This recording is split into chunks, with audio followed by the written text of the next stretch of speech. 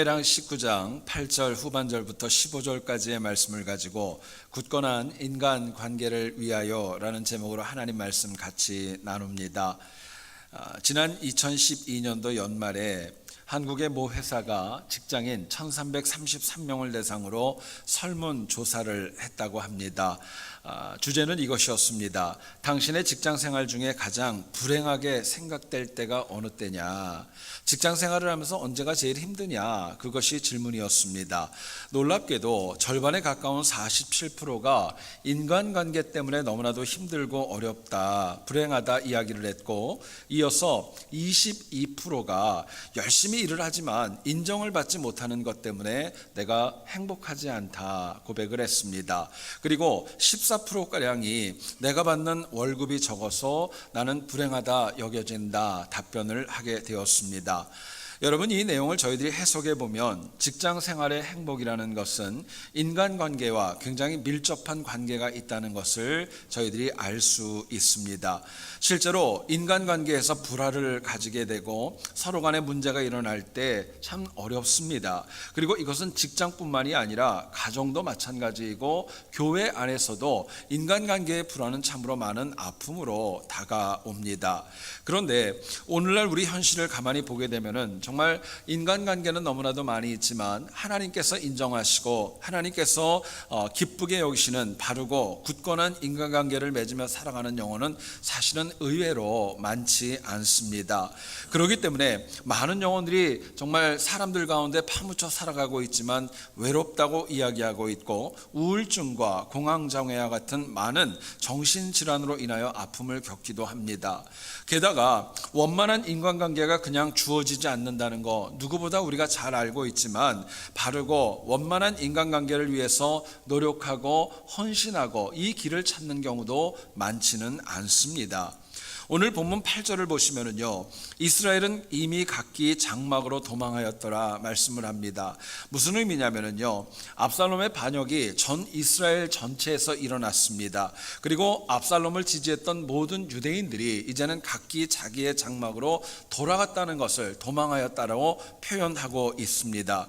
이제 다윗에게 남은 숙제가 있습니다. 앞으로는 이제 다시금 국가를 재건하기 위해서는 다윗과 이스라엘 12지파의 관계가 바르고 굳건하고 원만한 관계를 맺어야 되는 숙제가 앞에 있었던 거예요. 실제로 당시 이 12지파가 다윗보다는 압살롬을 추종했기 때문에 반역이 일어나지 않았습니까? 여러분 생각해 보세요. 만약에 압살롬이 아니라 다윗을 추종했다면 반역은 없었을 것입니다.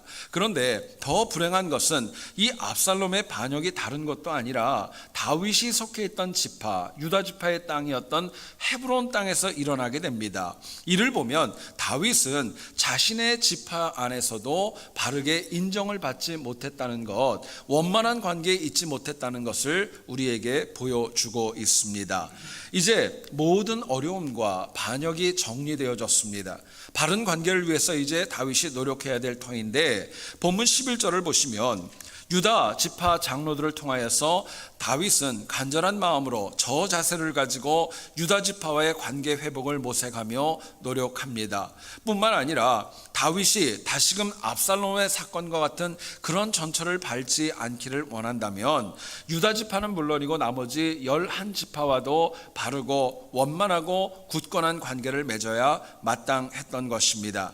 그리고 마침내 본문 15절을 보면 그 모든 관계가 호전되어지고 이제 요단에 이르렀고 바로 환궁 그 직전까지 가는 모습으로 오늘 본문의 내용이 정리되어집니다. 여러분, 우리 인간은 사회적인 존재이기 때문에 매사를 혼자 감당할 수 없을 정도로 너무나도 연약하고 부족하기 때문에 인간관계가 깨지게 되면 그 삶의 평안과 안정을 잃어버리는 것은 당연한 이치입니다.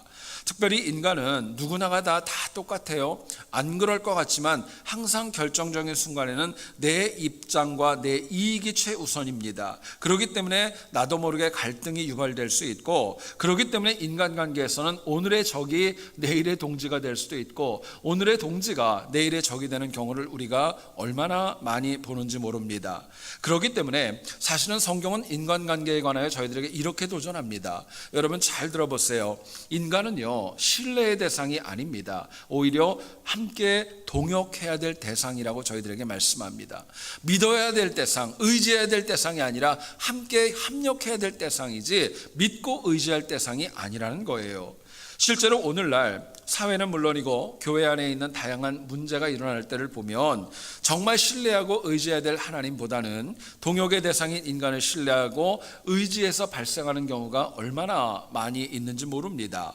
여러분, 그렇기 때문에 우리가 바르고 굳건한 인간관계가 오늘은 물론이고 내일까지도 또 영생에 이르는데 굉장히 많은 역할을 감당한다는 것을 마음에 잊지 말아야 될 것입니다. 또 더 중요한 것은요, 바른 인간관계, 원만한 인간관계는 내가 인간적인 노력으로 내 결단과 내 의지로 되는 것이 아니라 하나님을 믿는 믿음과 은혜로 된다는 것도 우리가 잊지 말아야 될 것입니다. 오늘 본문을 통해 우리가 부족하고 연약하지만 정말 다윗이 어떻게 바른 관계를 맺어가야 될까? 이를 통하여 우리도 원만한 굳건한 인간관계를 통해 무엇이 필요할지, 영적인 명제가 무엇이 필요할지 하나님 주는 메시지를 같이 한번 나누어 보기를 원합니다. 첫 번째로 생각할 것은요, 우리가 바르고 굳건한 인간관계를 맺으려면 가까운 사람에게 먼저 신뢰를 얻으셔야 됩니다. 가까운 사람에게 먼저 신뢰를 얻을 때에 그 관계가 굳건해지고 원만해질 수 있는 것입니다. 본문 11절을 보시면 다윗이 압살롬이 죽은 다음에 오랜 기간 동안에 내 아들 압살롬아, 내 아들 압살롬아 많이 아파하며 울부짖었었습니다. 그런데 이런 아픔을 이긴 이후에 유다 장로들을 통하여서 그들의 말을 인용하면서 이렇게 얘기를 합니다. 모두가 왕을 왕궁으로 도로 모셔오려 하는데 너희는 어찌하여 이 일에 나중이 되려 하는가? 왜 유다 지파 너희들은 너희의 지파의 왕이 다시금 환궁하려고 하는데 가만히 주저하고 있느냐? 다윗이 유다 장로들을 통하여 그들에게 소식을 전했던 것입니다. 여러분, 놀랍게도 다윗은요, 이 항변하는 내용을 직접 유다 지파에게 가서 전하지 않았습니다.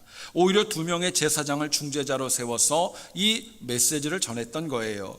여러분, 이것은 당시 12지파 가운데 가장 강력하고 가장 영향력이 있었던 유다 지파가 압살롬의 반역에 가장 적극적으로 동참했다는 것 다윗이 누구보다도 잘 알았기 때문이었습니다. 반복하지만 다윗이 그만큼 자신의 지파였던 유다 지파 안에서도 바르게 인정받지 못했고 그들과의 관계도 원만하지 못했기 때문에 직접 가지 못하고 오히려 장로들에게 이 2 제사장을 보내서 의견을 전달하게 되었던 것입니다. 여러분, 그래서 다윗은 본문 12절에 이렇게 얘기를 합니다. 유다 지파에게 얘기하는 거예요. 너희는 내 형제요 고륙이거늘 이야기를 합니다.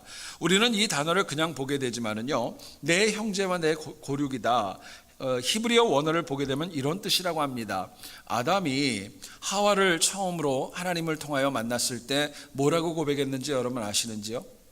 이는 내 살 중에 살이고 내 뼈 중에 뼈다라고 고백을 하지 않습니까? 그런데 히브리 원어를 보게 되면은요, 여기서 내 형제와 내 고륙이라는 말과 당시 아담이 하와에게 고백했던 내용이 똑같은 단어로 기록되어져 있습니다. 그만큼 가깝다는 거예요. 문제는 압살롬이 반역을 일으키기 전에 다윗과 유다 지파가 이렇게 원만해야 했겠지만 그러지 못했기 때문에 다윗은 자신을 철저하게 낮추고 부탁하는 저 자세를 취하면서 유다 지파의 마음과 원만한 관계를 위하여 노력했던 것입니다. 달리 말하면 다윗이 나름대로 열정적으로 국가를 운영해 나갔지만 많은 어려움을 당하고 특별히 압살롬의 패망으로 인하여서 당했던 그 아픔은 가장 큰 원인은 자기가 속한 유다 지파에서도 가장 가까운 영혼에게도 신뢰를 받지 못함이 가장 큰 원인으로 나타났던 것입니다. 여러분, 우리가 많이 쓰는 단어 가운데 관계라는 단어를 한번 머리에 그려보시죠. 이 관계는 단수형 단어가 아닙니다. 복수형 단어입니다. 누군가가 있어야, 누군가와의 상대방이 있어야 맺어질 수 있는 게 관계라는 단어이기 때문에 그렇습니다. 또 이 관계는 서로 잘 알고 가까운 사람과 맺을 수 있기 때문에 좋은 관계를 맺기를 원한다면 가까운 사람의 신뢰와 또 확신과 또 인정함이 절실하게 필요한 것입니다. 여러분, 실제로 우리 주변을 보면 그런 분들이 있어요. 겉으로는 굉장히 활발하고 좋은 인간관계를 맺고 원만해 보이지만 실제 그 가족에게 물어보게 되면은 그 가족이 만약에 고개를 가로저은다면, 가족이 인정하지 않는다면 그 사람의 관계성은 바른 관계를 맺는 것이 아니라는 것을 저희들에게 이야기합니다. 반면에 조금 좀 딱딱해 보이고 좀 연약해 보이고 조금 좀 무거워 보여도요, 가장 가까운 사람이 이 사람은 진짜이다, 배우자가 진짜라고 얘기를 하고 자녀들이 진짜라고 얘기를 하고 부모가 진짜라고 얘기할 수 있다면, 그렇게 인정을 받는다면 바른 관계를 맺어갈 수 있는 충분한 원인과 능력이 있다고 저희들에게 말씀을 하는 것입니다. 어떤 목사님께서 신방 기간이 되어져서 한 가정을 방문해서 함께 예배를 드리려고 준비 중에 있었습니다. 그 집안의 여집사님께서 갑자기 딸에게 이렇게 부탁을 했습니다. 얘야, 엄마가 평소에 즐겨보던 책을 좀 가지고 왔으면 좋겠다 이야기를 하면서 눈짓으로 앞에 있는 성경을 가리켰습니다. 근데 이 아이가 그만 엄마가 보내는 눈짓을 보지를 못했어요. 그리고 빨리 가서 쫓아가서 가져왔던 게 뭐냐면은 노래방 그 책을 가지고 오더랍니다. 여러분 한번 생각해 보세요. 그 목사님 앞에서 가장 애용하는 책이 여집사님께서 노래방 책이라면 얼마나 무한하고 얼마나 황당하셨겠어요. 이처럼 가까운 사람에게 인정받지 못한다면 얼마나 안타까운 일인지 모릅니다. 그러나 역으로 반대의 경우는요, 만약에 인정을 받고 사랑을 받고 또 신뢰를 받는다면 얼마나 아름답고 우리의 마음이 푸근한지 모릅니다. 저희 가족에 대한 이야기를 한 가지를 드리려고 합니다. 저희 한국에 계신 저희 큰 외삼촌은 올해 연세가 89세입니다. 여러분 적지 않죠? 그런데도 불구하고 여전히 본인이 운영하는 회사를 매일 출근을 하시고 여전히 지금도 현장에서 일하는 굉장히 자신을 관리를 잘 하시는 분으로 아주 유명한 분입니다. 근데 그분은 굉장히 개인적으로도 존경하는데 그분은 굉장히 말씀이 없으세요. 말씀이 없고 이렇게 가만히 앉아 계시고 과묵하신 분이기 때문에 옆에 가게 되면 참 어렵고 얼마나 힘든지 모릅니다. 그런데 작년에 제가 한국을 방문했을 때 저에게 와서 저녁 좀 같이 먹자 이야기를 해서 같이 식사를 하고 나서 그 운영하시는 회사에서 일하는 저희 사촌 동생이 한 명이 있는데요, 그 친구에 대한 이야기를 제가 묻지도 않았는데 저희 큰 외삼촌이 이렇게 말씀하셨습니다. 그 녀석이 어려서는 굉장히 장난이 심했는데 지금은 우리 회사에서 제일 잘하고 있다고, 차기 우리 회사의 공장장감이라고 이야기를 하셨었어요. 제가 그 이야기를 듣고 깜짝 놀랐습니다. 이유가 있다면 그분의 입에서 저희 큰 외삼촌이 그렇게 이야기하는 걸 들어본 적이 없었고, 또 어려서 같이 컸던 사촌 동생이 워낙 장난꾸러기였기 때문에 그 회사에서 오랜 기간 동안에 인정을 받고 신뢰를 받고 있다는 것이 제 마음에 큰 은혜로 다가왔던 기억이 있습니다. 여러분 어떠세요? 바르고 굳건한 관계는, 인간관계는 이처럼 가장 가까운 사람이 신뢰를 보내고 인정을 하는 것입니다. 특별히 우리 하나님을 믿는 성도들은 다른 곳이 아니라 하나님의 몸된 교회에서 나와 함께 일하는 영혼들이 나를 인정해주고 나를 믿어준다면요, 그거는 바르게 신앙생활하고 있다고 봐도 무방할 것입니다. 제가 목회를 하면서 매번 확인하고 깨닫게 되는 사실이 있습니다. 그것은 뭐냐면요, 하나님의 뜻이 가장 정확하다는 것은 말할 것도 없습니다.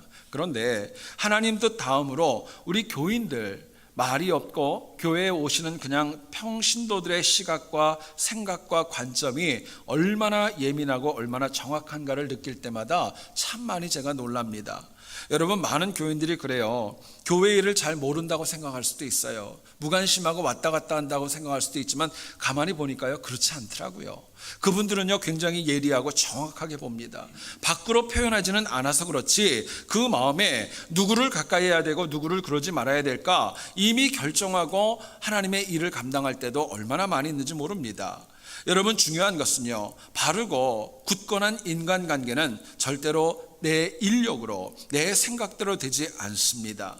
오히려 내가 정말 누군가하고 바르게 인간관계를 하고 신뢰를 얻고 인정을 받기를 원한다면 가장 먼저 해야 될 것이 있다면 하나님과 나와의 관계가 가까우셔야 돼요. 내가 하나님과의 관계가 가깝게 되면은 내 주변에 있는 영혼을 통하여 신뢰와 인정은 당연히 받을 수밖에 없는 것입니다. 여러분, 하나님과 바른 관계가 깨지게 되면은요, 교회에서도 모든 것들을 다 세상적인 관점으로 해석하려고 그러고 바라봐서 문제가 납니다. 그럴 경우에는 모두가 다 아파하고 힘들어질 수밖에 없는 거예요. 반면에 우리가 하나님과의 바른 관계, 하나님으로부터 신뢰를 받고 하나님의 은혜를 받고 내 주변에 있는 사람들과 바른 관계를 맺을 수 있다면 그 교회는 하나님의 은혜 가운데 더욱더 성장할 수밖에 없는 것입니다. 이유가 있다면, 여러분, 은혜가 임하면은요 특징이 있어요. 악함보다는요 선하고 복된 것을 먼저 봅니다. 내가 하나님과의 관계가 바르게 설정이 되어지면은 누군가를 바라보는 시각이 부정적으로 바라보는 것이 아니라 언제나 긍정적인 시각으로 먼저 바라보는 것이 특징이라고 저희들에게 말씀하는 것입니다. 우리가 성경을 보면은 주님의 공생애 때에 주님의 제자들은 서로 크다고, 내가 너보단 좀 낫다고 얼마나 많은 다툼이 있었습니까? 특별히 베드로와 또 요한 또 야고보, 이 세 명의 소위 가장 인정받는 그룹 내에서의 그런 경쟁은 더 극심했던 것으로 여겨집니다. 얼마나 그 크고자 하는 갈등이 심했는가. 예수님께서 잡히시던 날 밤, 목요일 날 밤까지도 그 갈등과 크고자 하는 싸움이 있었던 것을 성경이 증언합니다. 여러분, 당시 베드로는요 요한과 야고보가 훗날 천국에 가서 주님 좌우편에 우리를 앉게 해달라는 이야기를 듣고 너무너무 열받아하고 너무너무 분노하지 않습니까? 다른 제자들도 마찬가지였었어요. 그런데 그렇게 대립각을 이루었던 그들의 관계가 오순절 성령 강림 사건을 계기로 하여서 완전히 뒤바뀌게 됩니다. 특별히 사도행전 3장에 등장하는 성전 미문의 안전뱅이를 고치는 사건을 머리에 그려보시죠. 여러분, 베드로가 모든 과정을 주도합니다. 근데 성경을 보시게 되면 그 옆에는 사도 요한도 함께 있었습니다. 우리는 사도 요한이 뭘 했는지는 알 수 없지만 과거 같았다면은, 만약에 주님의 공생애 때 같았다면은요 아마 베드로를 밀쳐내고 얘기했을 거예요. 내가 한번 해보겠다고, 내가 먼저 하겠다고 아마 그렇게 나섰을지도 모르겠습니다. 그러나 이 두 명의 사도가 하나님과 바른 관계를 형성한 이후에 그 둘의 관계는요 더 굳건해집니다. 원만해집니다. 더 하나가 되어집니다. 서로를 도와주고 세워주는 관계가 깊어져서 그들을 통하여 하나님의 나라는 더욱더 힘있게 확장되어지는 열매를 맺게 되었던 것입니다. 여러분, 이처럼 우리가 바른 인간관계를 원한다면요 가장 먼저 하나님과 나와의 인간관계를 먼저 확인하셔야 돼요. 내가 하나님과 얼마나 가까운가, 하나님의 메시지를 내가 얼마나 받는가, 그분과 나와의 관계가 얼마나 밀접한가, 바르게 그것을 규정하는 거에 따라서 가까운 지체와도 가까이 지낼 수 있고, 또 내 주변에 있는 영혼들이 나를 하나님의 눈으로 바라보고 나를 인정해주고 신뢰하는 가운데 바른 관계가 형성되어질 수 있는 것입니다. 여러분, 잊지 마세요. 비록 하나님과의 관계도 굉장히 중요합니다. 그런데 우리가 신앙생활을 하면서 내 옆에 있는 영혼이 나를 인정해주고 나를 신뢰해주고 내 배우자가 나를 인정해주고 내 배우자가 나를 신뢰해줄 때 내가 감당할 수 있고 내가 이길 수 있는 문제는 내가 상상한 것보다 훨씬 더 클 수 있다는 것, 그게 오늘 우리에게 주시는 메시지입니다. 여러분, 그렇기 때문에 우리 각자가 항상 하나님과 바른 관계를 맺음으로 인하여서 가장 가까운 사람들, 내 배우자, 내 교회에서 동역자들, 함께 일하는 많은 분들에게 더 많은 신뢰와 더 많은 인정을 받고 승리하는 우리 모두 될 수 있기를 주님의 이름으로 축원드립니다. 두 번째로 생각할 것은요, 우리가 바르고 굳건한 인간관계를 맺기를 원한다면 편중된 관계를 맺지 마셔야 돼요. 한쪽으로 쏠리고 한쪽으로 기울어진 그런 관계를 맺지 말아야 된다는 것을 저희들에게 말씀합니다. 오늘 본문 9절을 보시면은요, 이스라엘 모든 지파가 다윗에게 얘기합니다. 다시 우리의 왕이 되어달라. 압살롬은 이미 사망했습니다. 더 이상 이스라엘을 이끌 만한 그런 상황이 아니었지요. 그런데 원어를 보게 되면은 이스라엘 모든 지파라는 이 표현을 히브리 원어를 보면 특이하게 쓰여져 있습니다. 이스라엘 모든 지파를 이렇게 표현합니다. 모든 이스라엘 지파 플러스 모든 백성이란 뜻입니다. 모든이라는 단어가 콜이라고 하는 히브리어가 2번이나 반복되어졌다는 거예요. 이 말은 당시 이스라엘 백성 가운데 거의 누구도 예외 없이 모든 영혼들이 와서 다윗에게 이제 우리의 왕이 되어달라고 요청하고 엎드렸던 것입니다. 그런데 오늘 본문을 보면 다윗은 굉장히 특이한 행동을 보여줍니다. 12지파 가운데 유독 자신이 속했던 유다 지파를 향하여서 먼저 손을 내밀고 그들에게 좀 더 페이버를 주고 좀 더 그들을 향한 편중된 관심을 보여주고 있다는 거예요. 다윗이 자신이 속한 유다 지파와 친밀해야 됐지만 현실이 그러지 못했기 때문에 아마도 그렇겠다, 이해는 됩니다. 그런데 여러분 생각해 보면 압살롬 사건이 있었을 때 가장 옹호를 했고 압살롬을 지지했던 것은 유다 지파였습니다. 반복하지만은요, 다윗이 왕위에 올랐던 헤브론 땅에서 압살롬도 왕위에 오르게 됩니다. 이렇게 됐기 때문에 정말 유다 지파에게 철저히 배척을 당했던 거예요. 그렇기 때문에 이것을 알았기 때문에 다윗은요, 오늘 본문 13절을 보시게 되면은 굉장히 특이한 방법으로 유다 지파와의 관계를 원만하게 하려고 노력을 합니다. 한번 보세요. 다윗은 압살롬 반역 때에 반역군에 속했고요, 유다 지파에서 아주 막강한 힘을 발휘했었던 아마샤라고 하는 영혼을 자신의 새로운 왕국의 군대 지휘관으로 삼겠다 선포를 합니다. 다윗은 아마사를 통하여서 유다 지파와 좋은 관계를 맺고자 하는 그런 나름대로의 계산과 포석이 있었던 것 같습니다. 그런데 이 유다 지파와 가까이 하려는 그 가운데는 굉장히 큰 함정이 있었다는 거예요.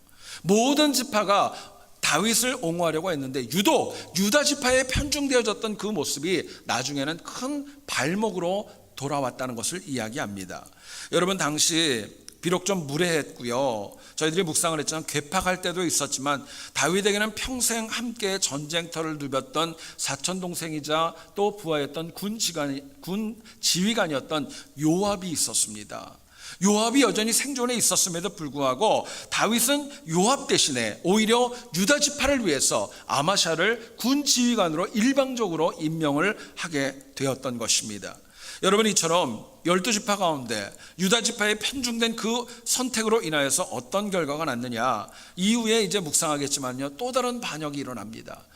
세바라고 하는 사람의 반역이 일어나고요, 뿐만 아니라 이 요압이 아마샤에 대한 그런 원한을 품고 이 아마샤를 나중에 요압이 죽이는 그런 비극까지도 일어나게 됩니다. 여러분, 편중이라는 단어를 국어 사전을 찾아보면요, 이런 뜻입니다. 한쪽으로 기운 모습이라는 거예요. 한쪽으로 기울었다는 거예요.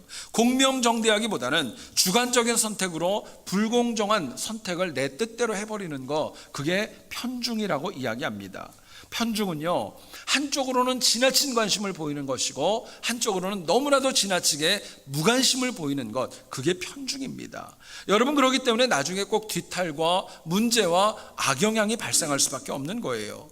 생각해 보세요. 사람은 누구나 내가 편중된 대접을 받으면요, 상처받습니다. 시험 들 수밖에 없는 거예요.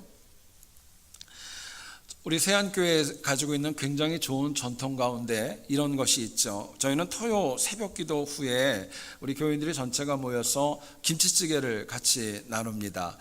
여러분 아세요? 다른 데 가 있으면 그게 그립다는 거. 그리고 다른 목사님들이 그 이야기를 들으면은요, 그 김치찌개 같이 먹고 이렇게 교제한다는 걸 보면 얼마나 많이 부러워하는지 몰라요. 그런데 가끔 제가 이렇게 식탁에 앉아서 우리 교인들과 같이 김치찌개를 먹을 때 심심치 않게 나오는 농담 섞인 이야기가 있습니다. 여러분, 어떤 얘기인 줄 아세요? 아마 여러분들도 많이 들어보셨을 거예요. 이런 얘기 많이 나와요.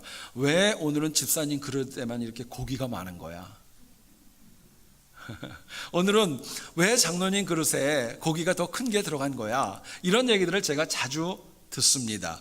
여러분, 당연히 뭐 고기 한 점이 우리한테 무슨 큰 문제가 있겠어요. 그런데 제가 설교를 준비하면서 그 생각이 났던 이유가 있습니다. 사람은 누구나가 다 작은 편중됨도 좋아하지 않는다는 것입니다. 싫어한다는 거예요. 결국 누구나가 다 똑같이 대접을 하면 괜찮지만 특별 대접을 한다는 것은 바르고 굳건한 인간관계를 깨는 지름길이라는 거, 저희들에게 말씀하는 것입니다. 실제로 여러분 보세요. 우리 같이 있는 가운데 누군가가 특별 대접을 받는 거 여러분 보면은 아마 그 마음에 아픔이 있을 거예요. 왜 나는 안 해줘? 왜 나는 안 그러지? 이런 마음 들 거예요. 그런데 여러분 아세요? 누군가를 특별 대접하는 게 싫다면은요, 나도 특별 대접 받는 거 여기에 대해서 거부하셔야 돼요. 근데 우리의 모습을 가만히 보면 남이 받는 특별 대접은 싫은데 내가 받는 특별 대접은 좋아하고 또 그렇게 해주기를 원하는 마음이 은연중에 우리에게 있는 경우를 참으로 많이 봅니다. 여러분 반복합니다. 편중됨은요, 관계를 깨는 악영향이 있습니다. 성경을 보면 야곱에게는 12명의 아들이 있었죠. 4명의 아내가 있지 않았습니까? 특별히 가장 사랑했던 아들을 꼽으라면 라헬을 통해 낳았던 11번째 아들 요셉이었었습니다. 성경을 보니까 요셉에게는 특별히 다른 형들과는 다르게 채색 옷을 입힐 정도로 특별히 그 영혼을 편중되게 사랑했다는 것을 이야기합니다.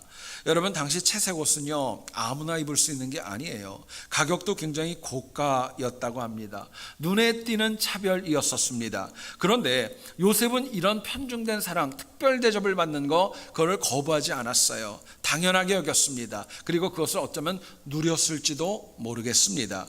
문제는 이런 모습 때문에 결국에는 그 위에 있는 10명의 형들이 이 요셉을 향한 마음이 편하지 않았던 거예요. 여러분 생각해 보세요. 채색 옷을 입은 것도 얄미워 죽겠는데 자기들이 잘못한 것을 갖다가 아버지에게 가가지고 고자질하고 어떤 형이 무슨 문제가 있고 어떤 형이 무슨 문제가 있고 얘기한다고 생각을 해보세요. 얼마나 마음이 아팠겠는가. 문제는 이처럼 편중된 사랑으로 인해서 이 형들은요, 자신의 동생을 팔아버립니다. 또 편중된 사랑 때문에 동생은 형들에게 팔려서 노예로 전락하는 비극적인 삶이 시작이 되어집니다. 편중된 사랑으로 인하여서 이 야곱은 가장 사랑하는 아들을 잃어버리고 그렇게 아파하며 힘들어하는 시간을 보내야 했던 거예요. 여러분 예수님께서도 산상수훈 가운데 마태복음 5장 46절과 47절에서 저희에게 이렇게 말씀합니다. 너희가 너희를 사랑하는 자를 사랑하면 무슨 상이 있으리요? 세리도 이같이 아니하느냐? 또 너희가 너희 형제에게만 무난하면 남보다 더하는 것이 무엇이냐? 이방인들도 이같이 아니하느냐? 말씀하세요.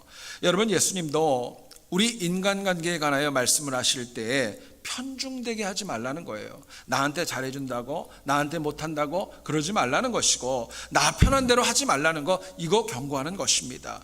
오히려 주님은 서로 사랑하면서 주변 모두와 바르고 원만하고 굳건한 인간관계를 맺어야 된다는 것 강조하셨던 것입니다. 여러분 그렇기 때문에 우리가 정말 우리 주변에 있는 모든 영혼들과 바르고 굳건하고 원만한 인간관계를 원한다면은 아무리 내가 좀 편하고 좋아도 편중되는 모습은 사실은 우리가 멈춰야 마땅한 것입니다. 생각해 보세요. 교회도 마찬가지 아닙니까? 관계가 편중되어질수록 그 교회에는 많은 어려움이 있을 수밖에 없습니다. 분당이 지어지기 때문에 그래요. 반면에 편중됨이 없이 모두와 원만하고 모두와 관계가 바르게 맺어진다면 그 교회는 더 굳건해질 수 있고 더 힘있게 일할 수 있음은 자명한 이치입니다. 균형이 필요한 것이죠. 사실은 편중보다는 균형과 또 공평함이 필요한 것입니다. 여러분들도 여러 번 경험이 있겠지만 개인적으로 비행기를 탈 때마다 그런 생각이 참 많이 듭니다. 여러분들은 어떠셨는지 모르겠어요. 어떻게 이렇게 거대한 이 정말 건물만한 게 이렇게 뜰 수 있을까?